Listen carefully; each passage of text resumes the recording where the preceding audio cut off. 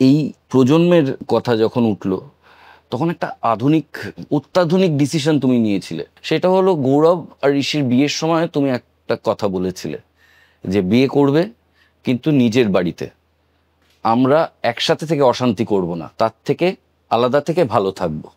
এই ডিসিশনটার কারণটা কি ছিল? এই ডিসিশনটা যেখানে বেশিরভাগ বাঙালি মা চায় আঁচলে জড়িয়ে রাখতে।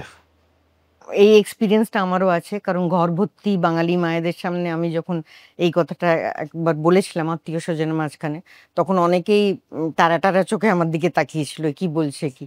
অনেক ছোটবেলা থেকে, যখন ওরা বেশ ছোট বুঝতে শিখেছে, তখন থেকে আমি বলেছি আগে দেখো আলাদা থাকার ক্ষমতা রাখো কি না, তবেই বিয়ে করো।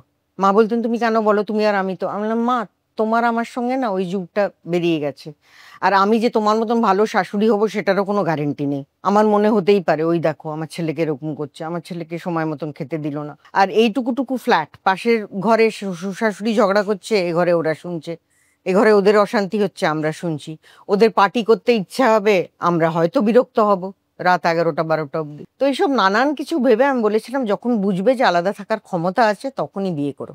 তো ওরা দুজনেই সেটা করেছে, রোজগার করতে শুরু করেছে, তারপর ভাবনা চিন্তা করেছে।